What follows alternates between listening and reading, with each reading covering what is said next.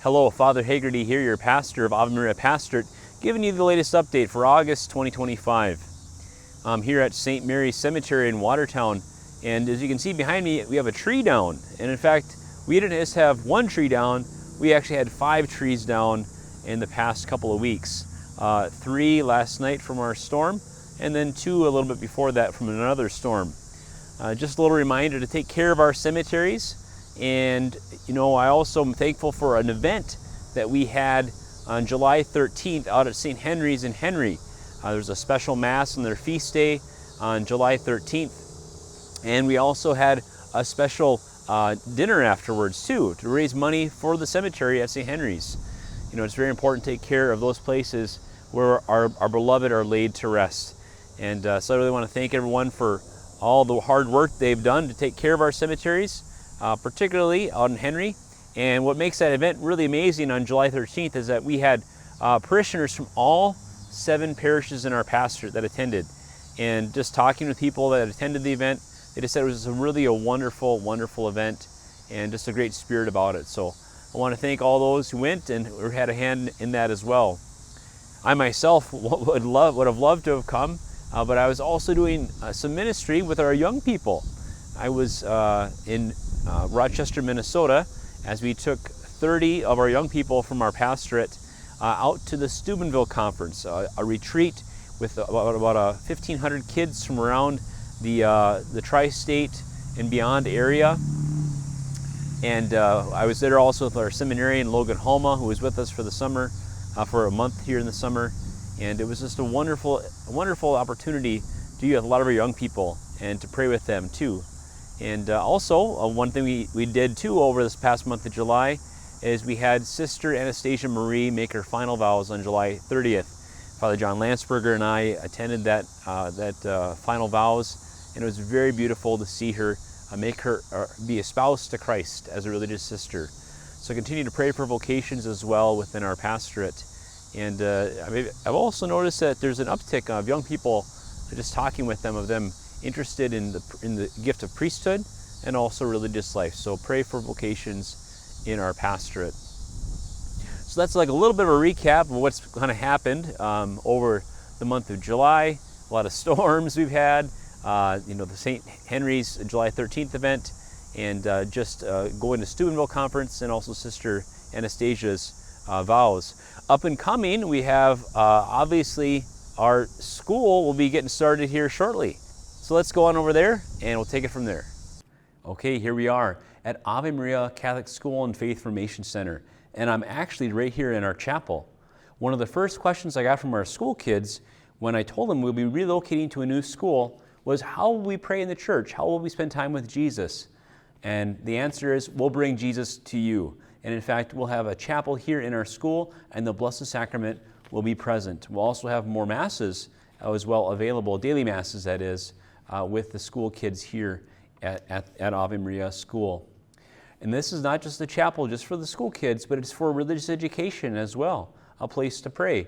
And for our pastorate-wide events, we'll be able to come and to pray here in this chapel. It's going to be magnificent, really beautiful. As you can see, there's some of the paint work's done, some of the stars and the ceilings that are on there, some beautiful arches we're going to have put up. Right now we have a construction going on, but I'm super excited about the chapel and what it's going to look like. And the big reveal that's coming up is going to be on September 28th. That's when Jesus will come be present here in the Blessed Sacrament, and we'll do a special blessing of the whole school and thank all those who have contributed to make the school what it is today and the Faith Formation Center. And so we'll have our open house for everyone to come. We've moved it from August 15th to September 28th. It's flown to a new date. It gives our teacher, our contractors, our principal, everyone more time to get ready for school. And we will be ready for school on September 2nd. But then we'll do the open house and the big reveal of the chapel on September 28th. And that's actually the vigil of the archangels. And the new mascot of the school will be the archangels.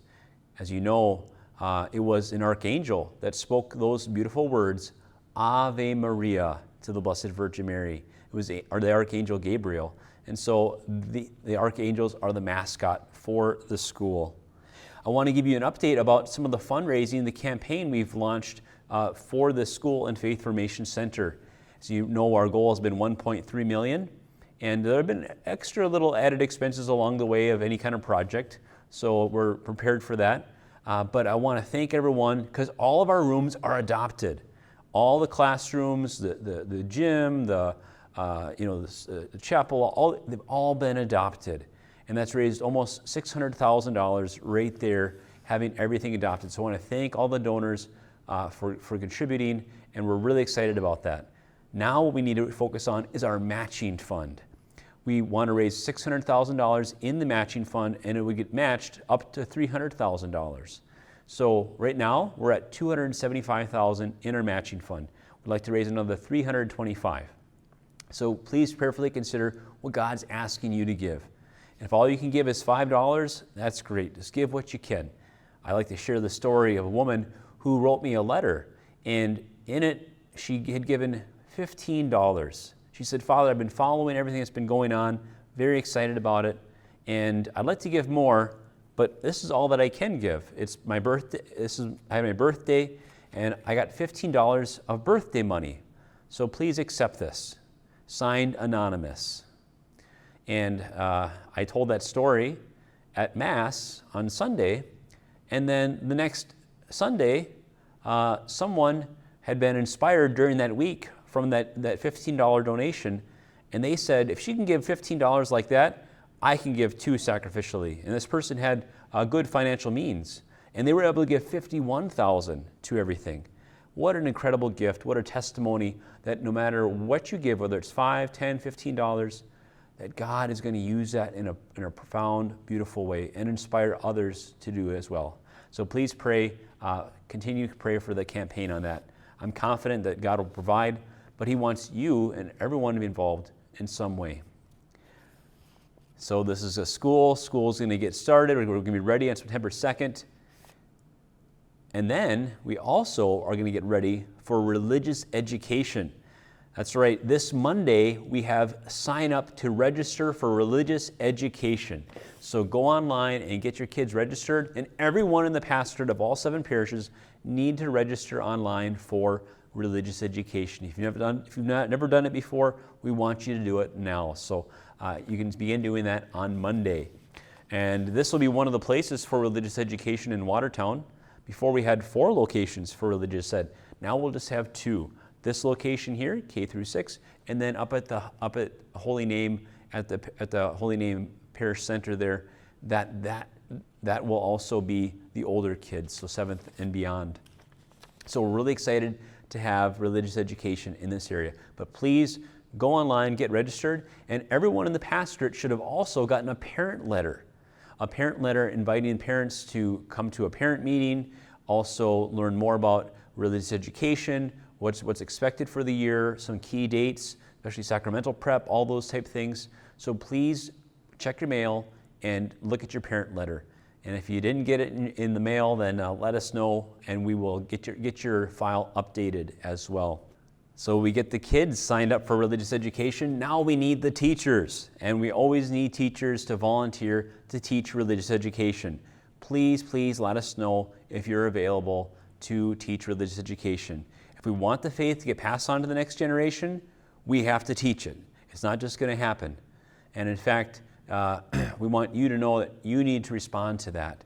I remember when I went to daily Mass when I was a freshman in college up in Aberdeen at Northern State, and I went to daily Mass, and as my twin brother and I were leaving daily Mass together, I hear someone yelling out, "Hey, you boys!"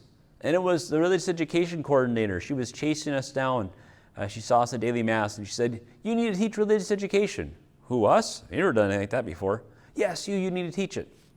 And you can teach it together. And that's how we actually do a lot of our teaching model, is try to have 2 teachers in the classroom to help be able to teach well in the classrooms.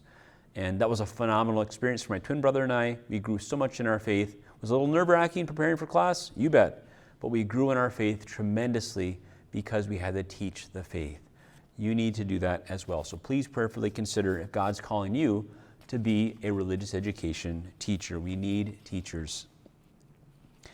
Also, we have many wonderful coordinators in our parishes coordinating religious education, and we need two religious education coordinators are stepping down. Sarah Hammond here in Watertown for grades 7 through 12, and Pat Callan out in Florence, who coordinates religious education there as well. So we need two people to step up to be the faith formation coordinators out in Florence and also here in Watertown. And I want to thank Sarah and Pat for all that they've done to help religious education over the years, particularly for Pat and Sarah, who had done it before, came back for a year, and gave it a wonderful, it was really wonderful having her here with us just for the year that she was here. So please pray for them as they go on the next step in their journey. Also, with our pastorate, we want to teach our kids the faith, but we also want to teach our kids to sing and to sing in love for Jesus. And for those who aren't aware, we do have a pastorate choir in the Ave Maria Pastorate that just got launched this summer. And maybe you've been out running around all summer, now you're coming back for school. We want you to see you in that choir. And in fact, this Wednesday they're meeting on August 20th at Immaculate Conception, and we're going to have ice cream. So it's a great time to show up. You can just show up and be a part of the choir. And what this is, it's young people. I want to say it's grade 6th grade and up. Don't quote me on that, but I know it's not really young kids. You got to be a little bit older to be a part of it. But you can call the office as well on that. But I'm pretty sure it's 6th grade and older. And I'll put it down below here what grades it is. But they meet weekly on Wednesday around 3:30, and then they sing in the different parishes throughout the pastorate once a month. They'll go to a different location in the pastorate and sing at any of the parishes in the pastorate. So super excited about that. They've done a great job already. Also, another note that Henry has decided to move their religious education programming to St. Michael's in Clark.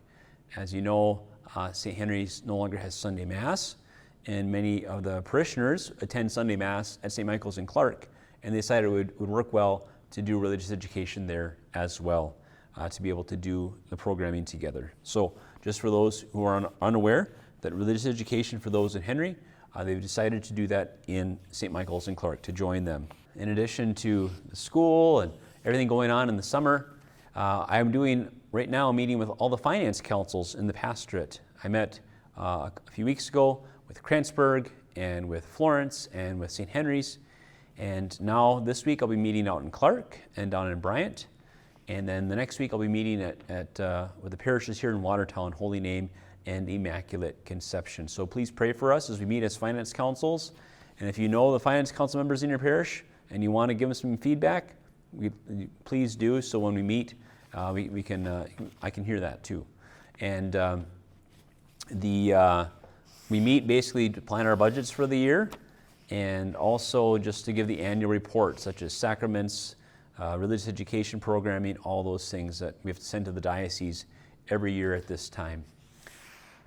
Lastly, our bishop is back. Bishop Donald LeGrood is officially back. He just had Mass, the TV Mass at the cathedral this past Saturday night, so everyone could see him. And as you know, he's been suffering from headaches for about 5 months. He left in the middle of March and just came back now, and he's been taking quite a bit of time away. The headaches have been debilitating for him, not keeping him from being able to function as the bishop and really minister to the diocese. And so he's officially back now. Please pray for him as he makes his return. As you know, it can be stressful coming back to things as well. Hopefully the headaches don't come back. But please pray that he has good health and that God really works through this time in a special way in his return. That'd be a blessed time for him and for the whole diocese. And I'm also going to invite him and see if he can come and join us on September 28th when we have the big chapel reveal and the blessing of the chapel. And Jesus takes his place here in the school. God bless you. Know my prayers for you, and Mary keep you.